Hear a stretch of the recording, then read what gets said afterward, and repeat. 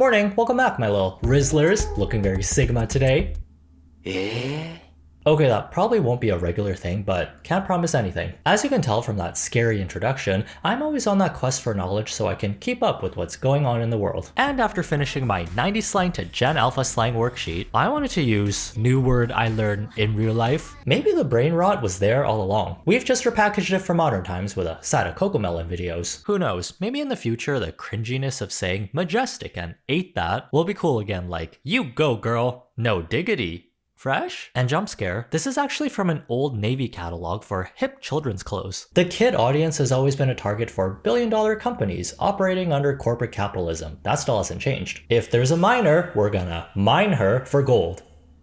Yikes. Basically, everyone's trying to sell you something like a video game innkeeper. That's just how the world works nowadays. But you'll be okay as long as you do your research before buying anything so you can make an informed decision. Try to avoid blindly trusting random guys on the internet who make YouTube videos. So, you looking weary, traveler?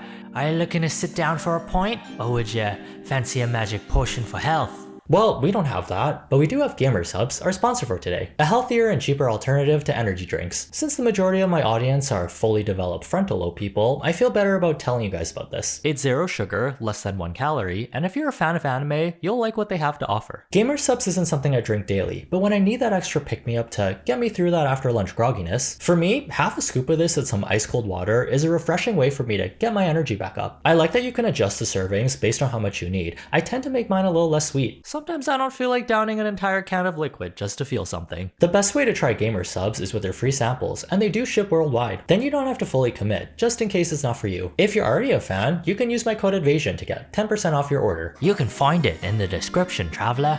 Marketing has come a long way from ye old TV commercials, newspaper columns, and magazine clippings, to every screen within your peripheral vision being a rush of dopamine-inducing ads. Doom scrolling through your phone feels like standing in the middle of Times Square. There's so much going on at once, and you haven't even left your bed yet. How does one navigate the world when everything is overstimulating us to the point of exhaustion? Especially for people with underdeveloped brains. No, not us content creators with skibbity toilet brain rot, but Gen Alpha, those born at the tail end of 2009 to present day, who are somewhere between the ages of 0 to 14 years old, never having a second of quiet or playtime without a screen, while constantly being bombarded with ads, is expediting their growing up process. You know how boomers are constantly rambling about how these whippersnappers, they're growing up too quick, I tell ya. It's not just the sweet embrace of dementia coming in for a hug, they're actually right. Gen Alpha is speed running through the 10-year-old phase and straight into the drunk elephant anti-aging mewing routine while the Rizzler's lullaby plays in the back. All around the skibbity bush, the monkey chased the Rizzler. The monkey thought Ohio was fun. Yat goes the Rizzler. Has been stuck in my head for weeks. Giant corporations have the tendency to prioritize making as much money as possible to the detriment of their consumers, and the marketing tactics they employ are literally rewiring our brains. While we do have more regulations compared to before, companies are still able to find loopholes when advertising to minors. Before the rise of internet celebrities, who are born from viral moments and a nice heaping of luck, we had traditional A-list celebrities attaching their names to reputable brands. Tom Cruise's PT Cruisers, The Rock's Organic Gravel, Reese Witherspoon's Silver Coloring Set, and Janet Jackson's Winter Jackets for sons. Just to name a few that I made up. People would buy anything if someone famous endorsed it. A popular Hollywood squirrel selling acorns? I will take 50. Although the A in A-list does stand for always. Unrelatable, because they are too famous. These Hollywood bigwigs, they're just in it for the money. You really think Jennifer Aniston is wiping her face with Aveeno using her giant Friends paycheck? There was a time when influencers were considered more trustworthy when endorsing products compared to traditional celebrities. Cause influencers, man, they just like us. Our relatable internet friend, who's only a DM away. Plus, the constant output of content helps build that parasocial relationship that kids really yearn for. Think about it. If you were in grade 4 in this day and age, would you be idolizing these nerds? With peace and love, the purple one is my bias. Or would you be a fan of famous TikTok influencer with limitless riz, who just gave $1 million to one of their fans? The chances of that being you only increases if you buy 55 pairs of merch and 55 boxes of snack foods. Lunchables, ooh. Lunchly is a brand of snack kits created by Logan Paul, KSI, and Mr. Beast, famous internet celebrities known to have a lot of young fans. They're marketing the snack kit as a healthier alternative to Lunchables. The announcement for this product caused quite a bit of discourse. Lunchly versus Lunchables. With Lunchly, you get double the amount of liquid. Prime has no sugar added, more electrolytes, and more B vitamins. Crunch Bar. Whoa. Feastables Crunch Yeah! Bar. Our pizza uses real cheese. Theirs, as it says on their box, is mozzarella pasteurized prepared cheese product. They can't even call it real cheese. Ooh. We're also 30 less calories, 3 less grams of fat, and 8 less grams of sugar. Turkey Stack 'em, 310 calories. 230 calories. 21 grams of sugar. Only 7 grams of sugar. If you look at this close up, you can already tell which one has better ingredients. All right, we'll start off with the Lunchables. Bro, I'm sorry, that's trash. All right, now we're trying Lunchly. Come on. We're not biased at all, but ours is way better. I know I'm not the target audience for this, but that was a lot for my old wrinkly adult brain. If I was a young kid, however, I could see myself being influenced by this. Small green number, good. Big red number, bad. Why? I don't know. That's what my favorite internet celebrity told me. You also get that dopamine rush of jump cuts, yelling, and overstimulating animations in the span of 60 seconds. To no one's surprise, a handful of content creators were pretty vocal about this being a cash grab targeting their young fans, and how the content creation space has become a capitalistic nightmare. After some back and forth between the general public and the creators of Lunchly, who all had different approaches of addressing the situation, some going personal, some going on the attack, and others going more in depth about the product itself. Whatever's happening here is a lot more nuanced than it appears. The main issues people have with Lunchly are with the founders themselves, who don't necessarily have the cleanest reputation in terms of controversy. Even if the product is technically better than what's currently available, you can't be too surprised when people think you're only doing this for profit when that's the image you built for yourself. This group of people here doesn't really scream passionate about kids' health, along with the content being created to promote their brand. Not sure what this has to do with providing healthier options for kids.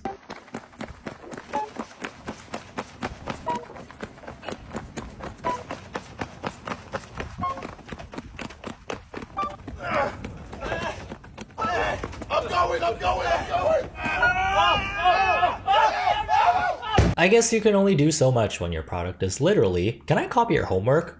Yeah, don't worry, I'll make it slightly different so we don't get caught. If they wanted to portray a healthier alternative to snack foods, Lunchables shouldn't have been the base model for Lunchly, when Lunchables already has a reputation for being unhealthy with a sprinkle of delicious lead. I do agree with some parts of this. If you had to pick between the two, Lunchly is a better option on paper, but only by like 15%. The difference is almost negligible to justify eating this super often, especially during your development years. If my kid was a super fan and wanted to eat an influencer snack pack, they better have all their chores done a year in advance. Also, straight A's until they graduate. Also, the house better be clean from top to bottom. Oh, that's a maid.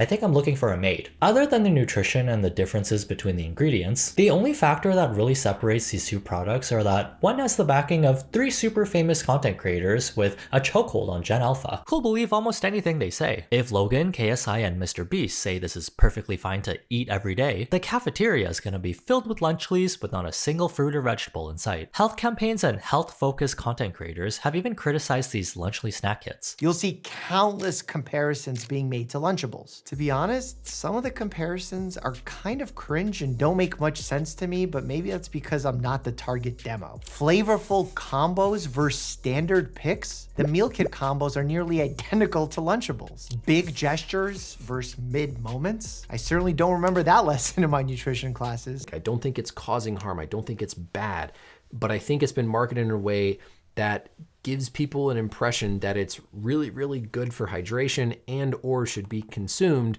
at any other time of the day, like at lunch, which any, I think, sensible doctor, medical professional would say is not the case. And also just think of this. Do you really think that the same beverage that should be used to hydrate elite mixed martial art UFC fighters training and sweating for hours is what you should drink at lunch when you're not sweating? One thing I will mention, as someone who was pursuing a Bachelor of Science in Nutrition back in my university days, basically I took one nutrition class and then dropped out. Yes, there is a bit of fear-mongering around processed foods. They are not good for you, but just because you can't pronounce some of the Lunchly ingredients doesn't mean that it's a horrible chemical. These are just the scientific names for vitamins, thickeners, and preservatives that keep the food from going off. In terms of processed foods that are cheap and ready to eat, the ingredient lists aren't the worst thing in the world. It's no different than buying a microwave meal, which also has scary sounding ingredients, but are perfectly safe to eat in moderation. Definitely not as a daily thing. Treating Lunchly as a yearly snack would probably be my personal preference. In the end, it does all come down to the parents. I mean, the kids aren't the ones working 40 hours a week and buying the groceries. Even if they got on their hands and knees and begged, you gotta say no or have some restrictions with what they're eating. Food is a whole other ballpark compared to selling a hoodie or some pants, since it actually impacts your health. You have to be really clear about the brand's intentions without the confusing marketing tactics. If Lunchly made content teaching healthier eating habits, that would help their brand image. But that doesn't sell as well as whatever this is. Now we take our all-new Lunchly turkey stack'ems. Ooh! Let's hit it. It's actually pretty good. Shout out Logan, original cucumber guy. Hey, great name, by the way. I remember when my parents would refuse to let me eat craft dinner and called it trash food. Please don't cancel them. Times were different back then. But I did feel left out because all my classmates were eating it for lunch. Thankfully, my parents could tell there was little to no nutrition in this box of macaroni noodles compared to a home-cooked Asian meal. Although we did eat a Tim Hortons donut almost every single day after they picked me up from school. So balance, I guess. Honestly, this Lunchly thing is making me want to eat Lunchables again after 20 years. But yeah, the public sentiment about Lunchly, 3.5 out of 10. Speaking of spiking up your dopamine levels, you familiar with loot boxes and gacha video games? I know a lot of you can relate from personal experience, me included. This is a mechanic where you spend real-life money for in-game currency, used for getting special items, character skins, and JPEGs of attractive anime husbandos and waifus. Except it's not a guaranteed thing. No. It all comes down to a single button press and how lucky you are. The system makes it so you only have a 0.5 to 3% chance of pulling the newest character or rarest item. What happens if you don't get it? You gotta keep spending money if you want to keep trying. Which makes it so much more exciting when that 1% pull rate comes through. It's so fun and easy that even young kids can try their hand at it using their weekly allowance. This is essentially like gambling and training. Instead of winning cold hard cash, you win a cool Fortnite skin instead. That adrenaline rush you get from putting everything on black, or when you get a 5-star Genshin character on your first pull, is very addicting, especially for these young developing meat sacks. Why are you calculating how many loot boxes you can pull when you should be calculating a grade 4 math problem? People in their early 20s are the fastest growing group of gamblers, according to recent research, and many kids are starting younger than that. Nearly 2/3 of adolescents ages 12 to 18 said they had gambled or played gambling-like games in the previous year. Starting young carries a relative high burden of psychological distress and increased chances of developing problems. As access to gambling has expanded, psychologists and other experts have become concerned. Not just that more people will give it a try, but that more will develop gambling problems. And while it is too soon to know what the long-term effects will be, evidence is growing to suggest that young people, especially boys and men, are among those particularly vulnerable to gambling addiction. The same demographic most often participating in the newest forms of gambling. Now that we have smartphones, it's so accessible. In a matter of minutes, you could be playing a gacha game or spinning roulettes. I remember I spent so much. I had like zero in my bank account. I had to like borrow money from like my boyfriend then to like eat. I used like Maple kind of as an escape. So there was COVID, right? So I didn't really go out. Then I didn't buy new clothes. So I was like, okay, then why don't I just buy virtual clothes, right? Why don't I just get good virtually? That actually makes a lot of sense. Lockdown did do a number on our social skills. So why not treat this game world you invested so much time into as the real world? It definitely looks a lot more appealing than what we have going on here. Spending some money on a video game isn't inherently bad. We just need to control ourselves and make sure the grade schoolers are doing their homework instead of